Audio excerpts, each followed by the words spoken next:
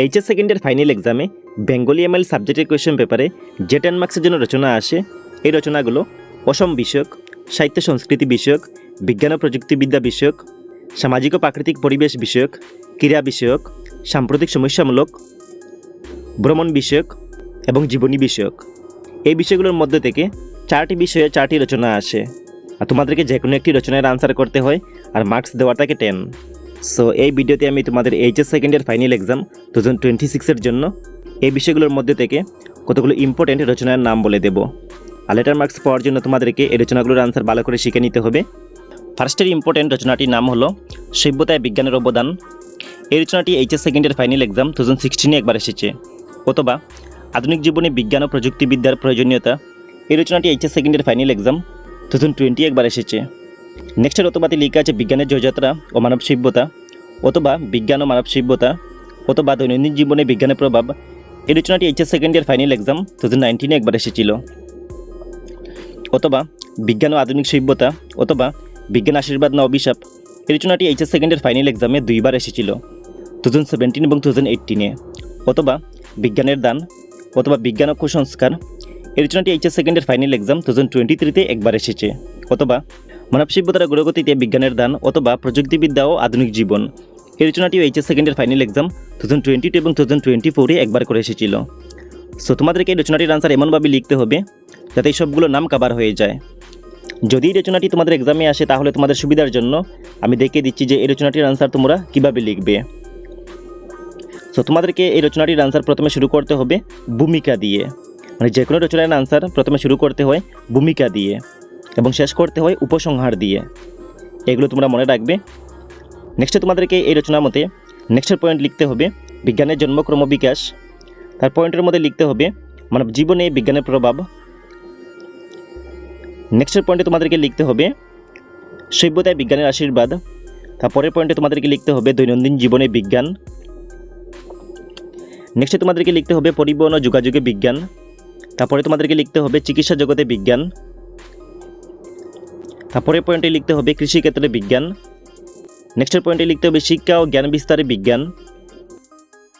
তারপরের পয়েন্টে লিখতে হবে বিজ্ঞানের অভিশাপ বা কুসংস্কার। নেক্সটে তোমাদেরকে লিখতে হবে বিজ্ঞানের অভিশাপ বা কুসংস্কার থেকে মুক্তির উপায়। এবং লাস্টে তোমাদেরকে উপসংহার দিয়ে এই রচনাটির আনসার শেষ করতে হবে। যদি এইভাবে তোমরা এই রচনাটির আনসার লিখে নাও তাহলে এক্সামে তোমরা ফুল মার্কস স্কোর করতে পারবে, কারণ এই রচনার মধ্যে এসবগুলো নাম কভার করা আছে। আর যদি এই রচনাগুলোর আনসারের পিডিএফের প্রয়োজন হয় তাহলে তোমরা বেঙ্গলি ফুল কোর্সের অল পিডিএফ বাই করে নিতে পারবে। এবং এই ফুল কোর্সের মধ্যে তোমরা তোমাদের বেঙ্গলি এমএল সাবজেক্টের সবগুলো গদ্যাংশ, পদ্যাংশ, তার সঙ্গে ব্যাকরণ, প্রবন্ধ আর রচনা তো তোমাদেরকে বলে দিলাম, এইগুলো পেয়ে যাবে। আর এই ফুল কোর্সের দাম হলো 300। সো তোমরা online PhonePe, Google pay, Paytm বা যে কোনো ইউপিআইয়ের মাধ্যমে এই কিউআর কোডে পেমেন্ট করে তোমরা এই কোর্সের পিডিএফ বাই করে নিতে পারবে। আর শুধু রচনার জন্য তোমাদেরকে পিডিএফের দাম 50 রুপিস দিতে হবে। সো রচনা বা ফুল পেড কোর্স বাই করার জন্য তোমাদেরকে এই কিউআর কোডে পেমেন্ট করে এই হোয়াটসঅ্যাপ নাম্বারে পেমেন্টের পেজের স্ক্রিনশট সেন্ড করতে হবে। দেন তোমরা পিডিএফগুলো পেয়ে যাবে।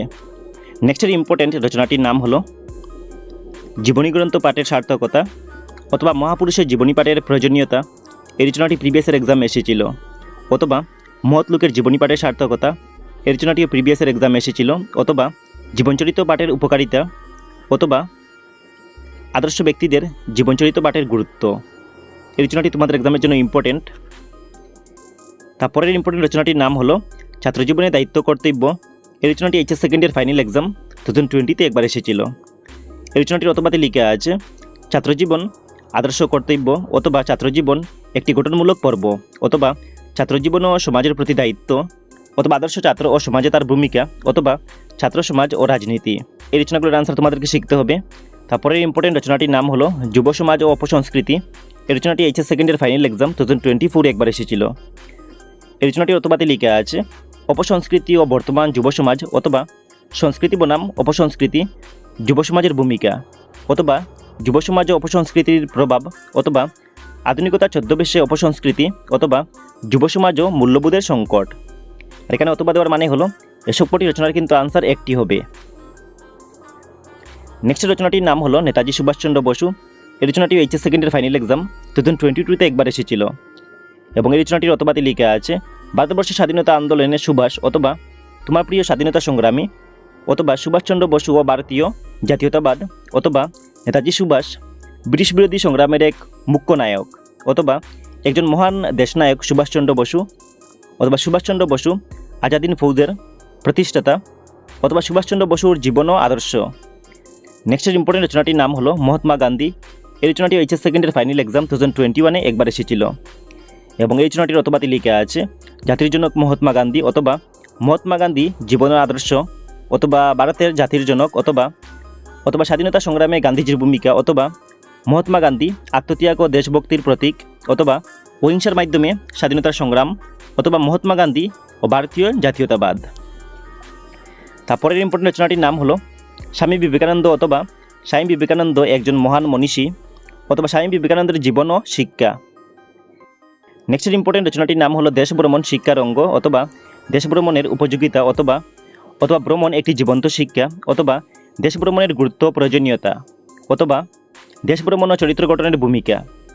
নেক্সটের যে রচনাটির নাম আমি তোমাদেরকে বলে দেব, এই রচনাটি হলো সাম্প্রতিক সমস্যামূলক বিষয়ক একটি রচনা এবং এই রচনাটির নাম হবে আসামে অবৈধ অনুপ্রবেশ সমস্যা ও প্রতিক্রিয়া অথবা ভূমিহীনতা ও উচ্ছেদ অসমের বাস্তবতা অথবা অসমের উচ্ছেদ অভিযান বাস্তবতা ও মানবিক দিক অথবা ভূমি অধিকার বনাম সরকারি উচ্ছেদ অসমের বর্তমান চিত্র অথবা উচ্ছেদ অভিযান ও পরিবেশগত ভারসাম্য অথবা উচ্ছেদের ফলে গৃহহীনতা এক সামাজিক সংকট অথবা উচ্ছেদ ও রাজনৈতিক স্বার্থ বাস্তবতা ও প্রচার। এটি হলো একটি ট্রেন্ডিং টপিকের রচনা। নেক্সট টাইম তোমাদের আরও কতগুলো এডিশনাল ইম্পর্টেন্ট রচনার নাম বলে দিচ্ছি, আর এই রচনাগুলো তোমরা ক্লাস 10-এও পড়েছিলে। সো এই রচনাগুলো তোমরা এক বা দুইবার রিভিশন করলে মনে থাকবে। সো ফার্স্টের এডিশনাল ইম্পর্টেন্ট রচনাটির নাম হলো অসমের কুটির শিল্প অথবা বেকারত্ব দূরীকরণে কুটির শিল্পের ভূমিকা অথবা অসমের কুটির শিল্প বর্তমান সমস্যা ও সম্ভাবনা। এই রচনাটি এইচএস সেকেন্ডের ফাইনাল এক্সাম 2019-এ একবার এসেছিল। নেক্সটের এডিশনাল রচনাটির নাম হলো অসমের প্রাকৃতিক সম্পদ অথবা অসমের প্রাকৃতিক সম্পদ বর্তমান অবস্থা ও সম্ভাবনা অসমের প্রাকৃতিক বৈচিত্র্য ও সম্পদ অথবা অসমের অর্থনীতিতে প্রাকৃতিক সম্পদের ভূমিকা এবং এই রচনাটিও প্রিভিয়াস এক্সামে এসেছিল। নেক্সটের এডিশনাল রচনাটির নাম হলো আধুনিক জীবনে সংবাদপত্র ও বৈদ্যুতিক মাধ্যমের ভূমিকা অথবা আধুনিক জীবনে সংবাদপত্রের ভূমিকা অথবা সংবাদপত্রের প্রয়োজনীয়তা ও ভূমিকা অথবা সংবাদপত্র জ্ঞান ও তথ্যের ভাণ্ডার অথবা সংবাদপত্রের সুফল ও কুফল অথবা সংবাদপত্র গণতন্ত্রের রক্ষা কবচ অথবা সংবাদপত্র ও আধুনিক সভ্যতা। নেক্সটের ইম্পর্টেন্ট রচনাটির নাম হলো তোমার প্রিয় কবি অথবা তোমার প্রিয় মনীষী অথবা রবীন্দ্রনাথ ঠাকুর। মানে এই রচনাটির আনসার তোমরা রবীন্দ্রনাথ ঠাকুর রচনাটি শিখে নিলেই আনসারটি কভার হয়ে যাবে। নেক্সটের এডিশনাল ইম্পর্টেন্ট রচনাটির নাম হলো অসমের বন্যা তার প্রতিকার অথবা অসমের বন্যা বর্তমান অবস্থা ও সম্ভাবনা অথবা অসমের বন্যা কারণ ও প্রতিকার অথবা প্রাকৃতিক দুর্যোগ অসমের বন্যা সমস্যা ও সমাধান অসমের বন্যা একটি প্রাকৃতিক অভিশাপ অসমের বন্যা সমস্যা সচেতনতা ও প্রস্তুতি। এই রচনাটি এইচএস সেকেন্ডের ফাইনাল এক্সামে দুইবার এসেছিল আর এগুলো তোমরা ক্লাস 10-এও পড়েছিলে।